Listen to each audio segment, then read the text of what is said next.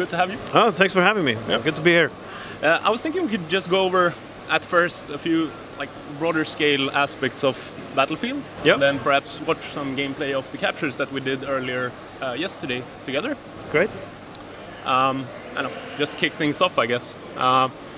So, I read in an interview with you, I believe it was, during the launch of Battlefield 1, that one of your inspirations for kind of the theme and the setting of Battlefield 1 was Dan Carlin's Hardcore History Pod. Very much so. Huge fan of that myself as well. Yeah. Has there been anything like that for BFV, where you've found some inspiration for World War II settings and things like that? Not into the same extent, I would say, because there's so much more to draw from this time around when it comes to the Second World War.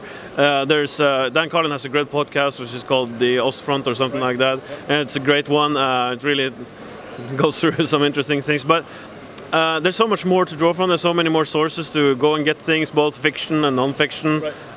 Which is the First World War is much less discovered by mainstream media in the same sense. So I wouldn't say there's one. There's more like multiple things that we have, including games and including inspiration from our previous games. When we set a game made in World War I, of course, we draw some inspiration from our previous game set in World War II. World War II. Yeah. Sorry. So that was an inspiration with 1942, and you kind of borrowed elements from there as well? Was that? Yeah, absolutely. I think at least not elements. I would say inspiration more than elements. So we always wanted to return and create a full game in the Second World War, but we knew we didn't want to recreate 1942. I think that's probably a great idea, but that's not that is not what we wanted to do. Some people really want that. Yeah, of course. But what we wanted to do is show some.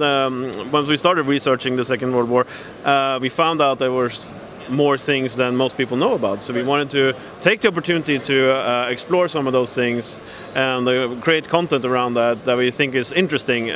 Like some of the conflicts in Norway or northern France that happened in the earlier stages of the war, and in the Netherlands and stuff like that. So we really wanted to do that. And again, that's just the start, right? So the next step is that we kind of go live and then we start evolving, and the timeline, keeps ticking forward, and there will be more content and maps and that sort of stuff added, and we get to see some new places, and perhaps we get to see some familiar places. And right, so you could see that developing into some of the, I mean, everything is possible. Yeah, I'm not confirming anything, I'm just saying, if you follow the train of thought, that there's something there. Fair enough.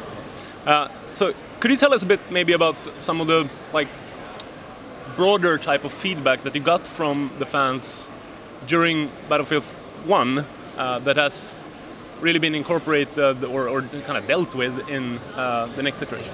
So there's a couple of things that I would mention. Battlefield 1 had clearly its strong sides and its weak sides, but I think people really wanted some customization back when it comes down to weapons and that sort of stuff. So we brought back player customization, both visually, but also gameplay customization, so you can choose how the weapon gets played or gets used. So you get to choose that. So that we brought back again. What else did we bring back that we wanted? Yeah, some of the weapon mechanics. It's perhaps more in line with BF4, like the sniper rifle, for instance, in its current iteration. So that's some of the stuff that we also did. I'm thinking we did this closed alpha test, and we got some good feedback out of those. So we're trying still to make the best possible balanced game, right? And I think it will be an ongoing thing for a while, like all our games. It's a balancing thing, but. Yeah, it seems like I'm excited to see what people think about it once we go into the open beta, which starts, September 6th. Right. Yeah. Is there any just on that same topic? Is there any insight that you could give to the community at large on how does feedback collection even work in the first place? I'm sure you see so many things on a daily basis. Opinions, sometimes completely opposing opinions, even on the same issue. Is there anything you can say about how that works? So when it comes to feedback, I would say a couple of things. When it comes to feedback, you normally look at what's written, at places like forums and stuff like that, or even sent to you on Twitter or whatever the thing is. That's one piece of feedback. Then you have data, where you actually see what is the usage, what's the player behavior in data. And then you have a bunch of research that you can do on top of that. So basically you sit there with a bunch of information, and now you kind of have to cut through it. You need to cut, like, what am I actually doing anything with? What is right, what is wrong, and that's where the tricky part gets. But I think that's where it's interesting as well. Like in this information age, like how do you cut through and make right choices? Because clearly you don't want to make choices that nobody like some sort of Swedish expression, mellanmjölk, which is middle of the road solution, which I think sometimes it works, but most of the times it's just not helpful. Oh, that's fair enough. That makes sense. So, in terms of game modes, there's a total of, I count, 8 game modes, I think, including the Real mode that you announced. And also, I guess there's a presumption among the competitive community that something's gonna perhaps continue from the incursions stuff that was done in BF1. How do you balance inclusions of game modes, and like, because I guess there is a thing where the game is a lot of things to a lot of people at once. How do you look at that as a challenge, like?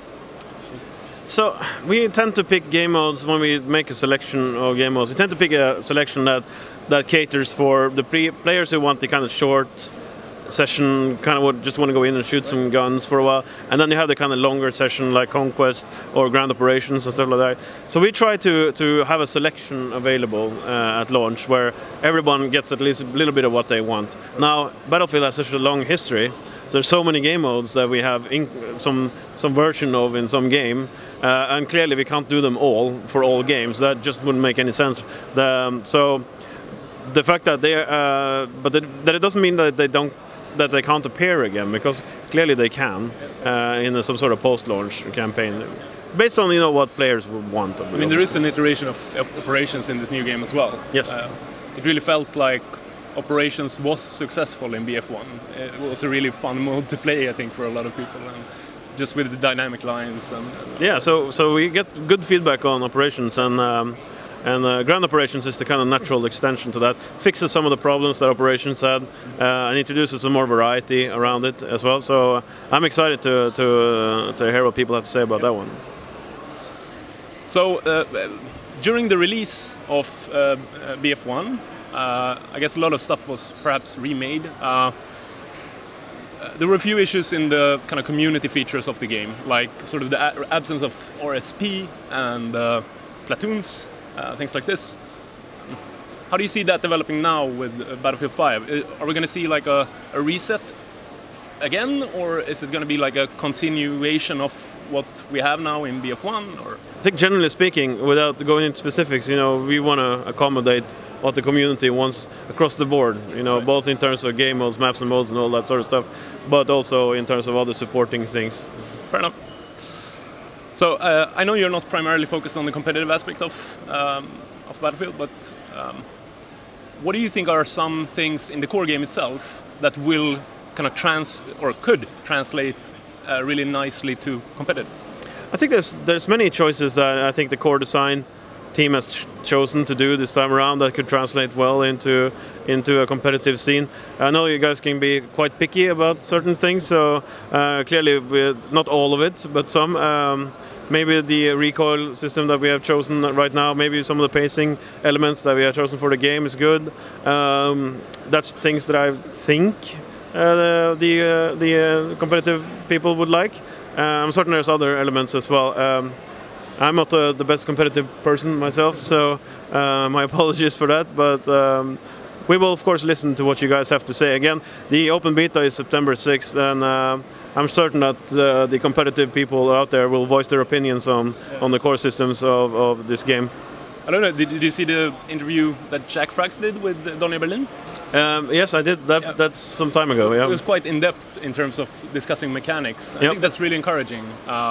The approach of like tackling the small nuances, and how a grenade is thrown back, for example, and how hard that is to do, and things like this. Things with a high kind of skill gap or skill ceiling, I should say, are things I think the competitive community will sort of appreciate, and we saw quite a lot of that while playing the game. So that was really cool, actually.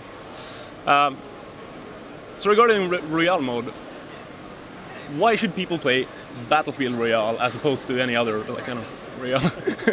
When we build a Royale mode set inside the Battlefield universe, it clearly needs to be built on some of the key values of what Battlefield is all about.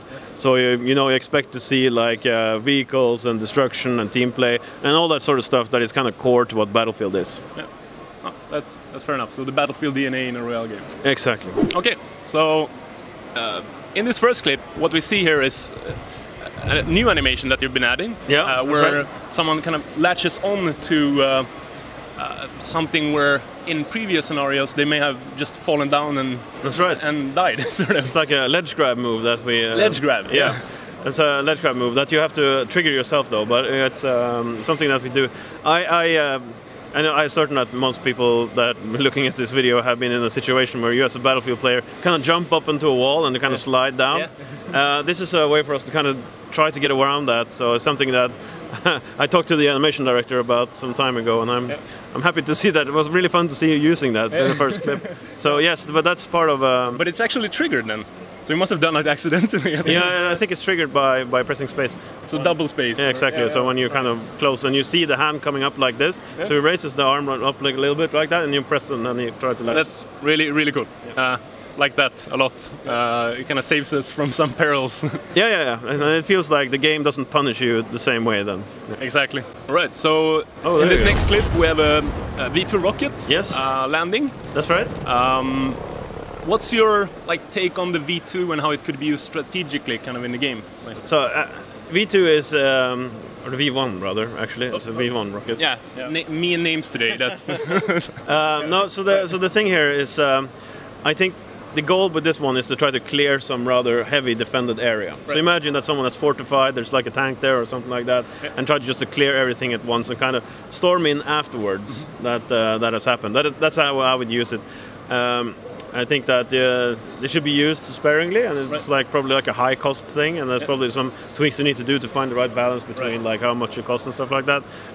But yeah, it should be used as a clearing function. So that kind of plays well into the idea of breaking down fortifications. That's building up fortifications, breaking down fortifications, and yeah, it could be played like that. But I hope people will use it more than just trying to find a group of people and shoot at it.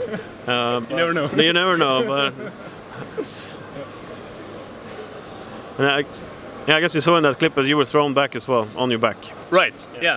The locomotion in place again. Exactly. So here we have another V1 bomb exploding, and I guess what we're looking at here though is just the destructive environments here of the building just falling apart. That's right. How does that work? I have a bunch of questions on it. Like, do you die if it hits you, for example? So I think the debris, I think it takes some damage over time from under debris. Right. Yeah, I don't think it's an insta-kill. I think it's like a getaway type scenario. That's probably a good... Yeah, so I think that's how it works right now. I'm not 100% sure of that, but I believe that's the case. Of course, you're getting caught behind, in a back alley or something like that. You're kind of screwed, I would say. Fair enough.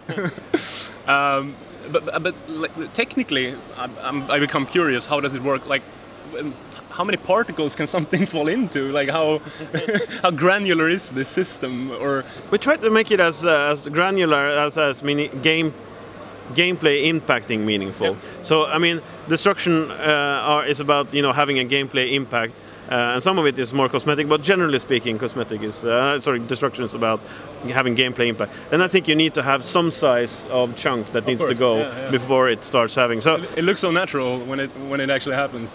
Right. But it's a balance act, I think. Here we have someone calling in a supply drop. Yeah, look at that. Yeah, we did everything in the first. Yeah, it looks like you had everything going for you. Look at that.